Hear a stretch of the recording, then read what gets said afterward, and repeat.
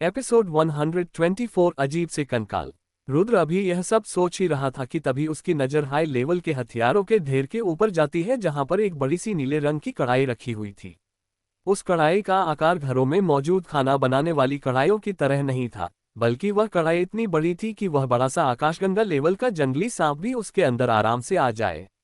बड़ी सी कढ़ाई में कई साग रहस्यमयी लकीरें भी बनी हुई थी, और वह सभी लकीरें आपस में मिलकर कई सारे अजीबोगरीब हथियारों और जानवरों का आकार ले रही थी। उन अजीबोगरीब निशानों की वजह से वह कढ़ाई काफी रहस्यमयी लग रही थी, साथ उस कढ़ाई से निकलती हुई अजीब सी शक्तियां। इन सब चीजों की वजह से कोई भी बता सकता था कि वह कढ़ाई काफी ऊंचे रैंक की होगी, पर कढ़ाई में बस एक ही कमी थी कि उस कढ़ाई के बीचों बीच एक छेद था, एक इंसान के हाथ के बराबर का छेद। रुद्र कुछ देर तक अपनी जगह पर खड़ा रहता है और हथियारों के ढेर के ऊपर उस कढ़ाई को देखता रहता है। रुद्र अपने कदम उस कढ़ाई की तरफ बढ़ने लगता है। धीमे कदमों से रुद्र कढ़ाई की तक बढ़ता जा रहा था और हथियार और के ढेर के पास पहुंचकर रुद्र उन पर चढ़ने लगता है। जब रुद्र कढ़ाई के पास पहुंच जाता है तो वह उस कढ़ाई के अंदर झांक कर देखता है, और रुद्र को उस कढ़ाई के अंदर जो दिखता है उसे देखकर रुद्र हैरान हो जाता है। बड़ी सी कढ़ाई के अंदर एक कंकाल मौजूद था। वह कंकाल देखने में इंसान का लग रहा था। फटे पुराने कपड़ों में उस कंकाल को देखकर रुद्र पहले तो काफी हैरान था, और उसके दिमाग में बस यही आता है, ये किसका कंकाल होगा जो इस कढ़ाई के अंदर मौजूद है। रुद्र अपना हाथ बढ़ाकर उस कंकाल को बाहर निकालने की कोशिश करता है, पर रुद्र का हाथ लगते ही वह कंकाल और उसके फटे पुराने कपड़े धूल में बदलकर कढ़ाई में ही गिर जाते हैं। पल का झपकते ही वह कंकाल धूल में बदल गया था। ये सब देखकर रुद्र जितना हैरान था उतना ही घबराया हुआ भी था, और इसी घबराहट में वह उस कढ़ाई से दूर होकर अपने मन ही मन सोचता है। इस कंकाल को देखने से यह साफ साफ पता चल रहा है कि यह बड़ा सा रहस्यमयी महल जो हवा में उड़ रहा, इसे इंसानों ने ही बनाया है, और अगर इंसानों ने इसे नहीं बनाया तो ये तो पक्का है कि इसमें इंसान जरूर रहते थे। पर मुझे समझ नहीं आ रहा कि आखिर ऐसा बड़ी क्या हुआ यहाँ पर जो यहाँ की ऐसी हालत हो गई। इसके बाद रुद्र अपने आसपास के इलाके को ध्यान से देखता है, जहां पर सिर्फ धूल ही धूल मौजूद थी, और वहां पर रुद्र को सिर्फ अपने कदमों के अलावा और किसी भी चीज के निशान मौजूद नहीं दिख रहे थे। वहां पर दूर दूर तक हर जगह पर सिर्फ धूल ही धूल मौजूद थी, चाहे वह बर्तन हो, हथियार हो या वहां की फर्श, हर जगह पर सिर्फ धूल की मोटी चादर मौजूद थी। ये सब देखकर रुद्र धीमी आवाज में बोलता है, पता नहीं कितने साल बीत गए होंगे जब कोई यहाँ पर आया होगा, और जब इस इंसान की जान गई होगी। इतने लंबे वक्त की वजह से इसका कंकाल भी छूटी धूल में बदल गया।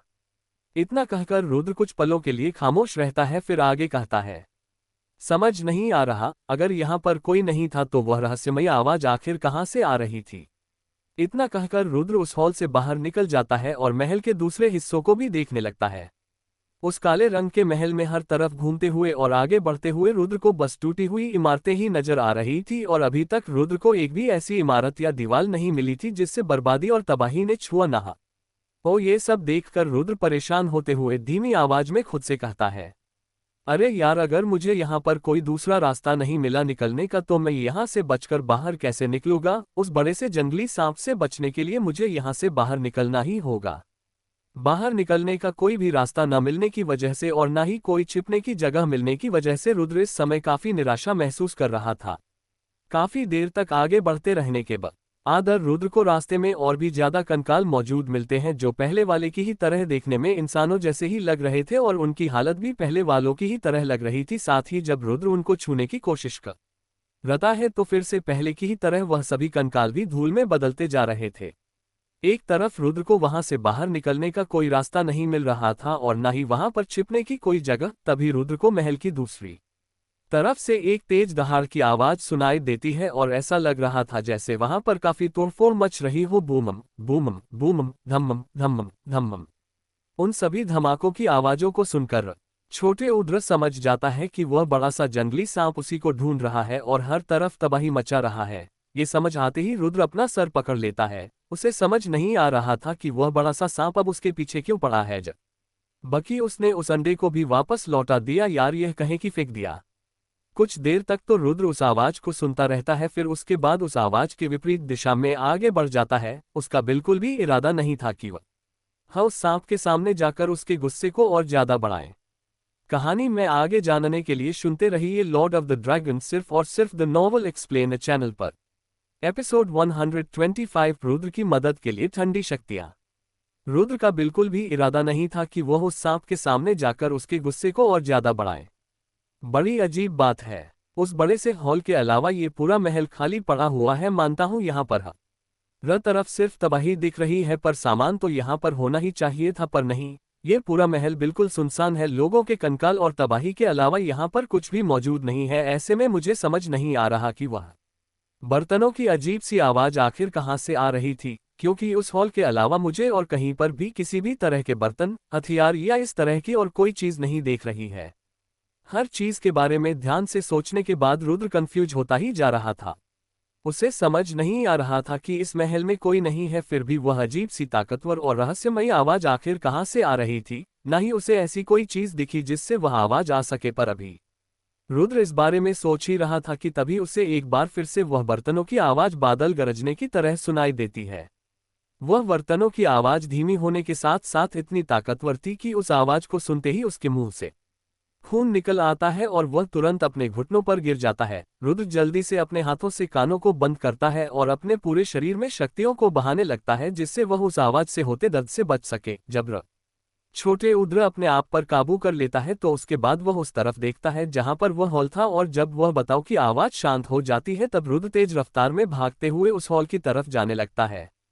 रुद्र जैसे ही उस हॉल में पहुंचता है उसके तुरंत बाद ही वह बर्तनों की आवाज एक बार फिर से आने लगती है, और उस आवाज को सुनते ही रुद्र अपने घुटनों पर गिर जाता है और अपने सर को जमीन में रखकर अपने दोनों हाथों से उसे छुपाने लगता है। साथ ही वह अपनी शक्तियों को तेज रफ्तार में अपने शरीर बहाते हुए अपने आप को बचाने की कोशिश करता है।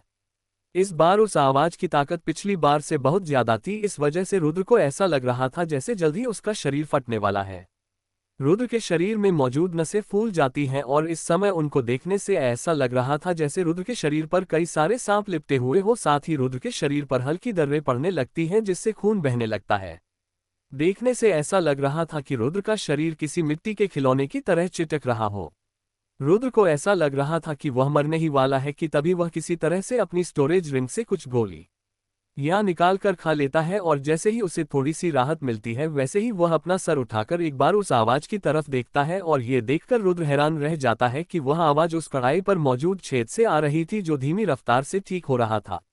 ये सब देखकर रुद्र काफी ज्यादा हैरान था और इसी हैरानी में वह दर्द भरी आवाज में खुद से कहता है, यह मुझे क्या हो रहा है और क्यों? आखिर यह कढ़ाई अपने मन से कैसे ठीक हो सकत बड़ी ही है, और इसके ठीक होने के साथ साथ यह रहस्यमय आवाज क्यों हो रही है जो मुझे इतना दर्द पहुंच रही है? कढ़ाई को देखते हुए रुद्र अपने शरीर के दर्द को काबू करने के लिए जितनी हो सके उतनी कोशिश करता है, और दूसरी तरफ वह बड़ा सा सांप, उसने भी उस महल में तबाही मचाना बंद कर दी थी जैसे वह भी इस आवाज से दर्द में हो। एक बार फिर से वह कढ़ाई और भी ज्यादा ताकत के साथ उस आवाज को निकलने लगती है, और इस बार वह आवाज इतनी ज्यादा ताकतवर थी कि रुद्र को ऐसा लग रहा था कि जैसे यह आवाज ठीक उसके सर के अंदर ही बज रही हो, और कभी भी इस आवाज से उसका सर किसी तरबूज की तरह फट जाएगा।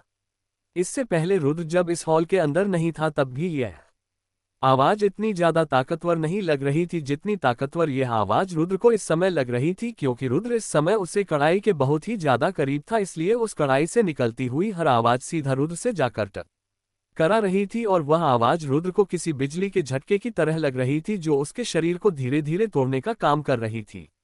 इन सब की वजह से रुद्र देखने में काफी डरावना लग रहा था, क्योंकि वह पूरी तरह से अपने ही खून से भीगा हुआ था। दर्द की वजह से रुद्र बेहोश होने ही वाला था कि तभी उसे अपने शरीर में काफी सारी ठंडी शक्तियां महसूस होती है, और उन शक्तियों की वजह से रुद्र के पूरे शरीर को ठंडक पहुंच रही थी, और वह ठंडा ऐसा रुद्र को काफी अच्छा भी लग रहा था, क्योंकि वह ठंडक रुद्र के जख्मों की जलन को मिटा रही थी। उस ठंडक की वजह से रुद्र को काफी राहत मिलती है, और साथ ही उस आवाज से होता दर्द भी धीरे धीरे कम होने लगता है। साथ ही रुद्र के शरीर से सफेद रंग की कुछ ठंडी शक्तियां भी बाहर निकलते हैं जो उसके आसपास किसी बवंडर की तरह घूमने लगती हैं। उस कढ़ाई से निकली हुई खतरनाक आवाजें सीधा आकर उस सफेद रंग के बवंडर से टकराती है, जिसकी वजह से वह बवंडर थोड़ा सा छोटा हो जाता है, और पलक झपकते ही वह बवंडर एक बार फिर से उतना ही बड़ा हो जाता है। ये सब देखकर रुद्र एक राहत भारी सांस लेता है। कहानी में आगे जानने के लिए सुनते रहिए लॉर्ड ऑफ द ड्रैगन सिर्फ और सिर्फ द नॉवल एक्सप्लेनर चैनल पर। एपिसोड 126। ये तो जिंदा है। उस ठंडी शक्तियों से बने बवंडर की वजह से रुद्र उन आवाजों से बचता जा रहा था, और यह सब देखकर रुद्र एक राहत भारी सांस लेता है। उस बवंडर की इस काबिलियत को देखकर रुद्र को यकीन हो गया था कि वह फिलहाल खतरे से बाहर है और अब उसे इस आवाज से डरने की जरूरत नहीं है। रुद्र को अभी तक ये समझ नहीं आया था कि वह बवंडर अचानक से उसके आसपास कैसे आ गया। फिलहाल रुद्र इस बात का पता लगाने की हालत में भी नहीं था, इसलिए रुद्र एक गहरी सांस लेकर अपनी स्टोरेज रिंग से जख्म ठीक करने वाली कुछ गोलियां निकलता है और उनको खा लेता है। कुछ पलों के इंतजार के बाद रुद्र के शरीर पर मौजूद लगभग सभी जख्म ठीक हो गए थे और सभी जख्म के ठीक होने के बाद रुद्र अपनी जगह से उठता है और उस बवंडर को देखने लगता है और उस बवंडर को देखते ही रुद्र को अपने दिमाग में कुछ तस्वीरें याद आने लगती हैं। रुद्र को याद आ जाता है कि किस तरह से जब वह अग्निदल में गया था तो उसने पता नहीं कैसे पर पूरे अग्निदल को खत्म कर दिया था और जब अगले दिन रुद्र को होश आया था उसे इतना तो पता था कि उसी ने अग्निदल को खत्म किया है, पर उसे यह याद नहीं था कि आखिर उसने अग्निदल को खत्म किया तो किया कैसे। पर अब उसे सब याद आ रहा था कि पहले भी जब वह अग्निदल में गया था तब अचानक से यही शक्तियां उसे महसूस हो रही थी और इन्हीं शक्तियों की मदद से उसे समय उसकी ताकत इतनी ज्यादा बढ़ गई थी कि उसने अग्निदल को एक बड़े मुकाबले के बाद खत्म कर दिया था और अब ये शक्तियां एक बार फिर से उसकी मदद कर रही है इन खतरनाक आवाजों से बचने में।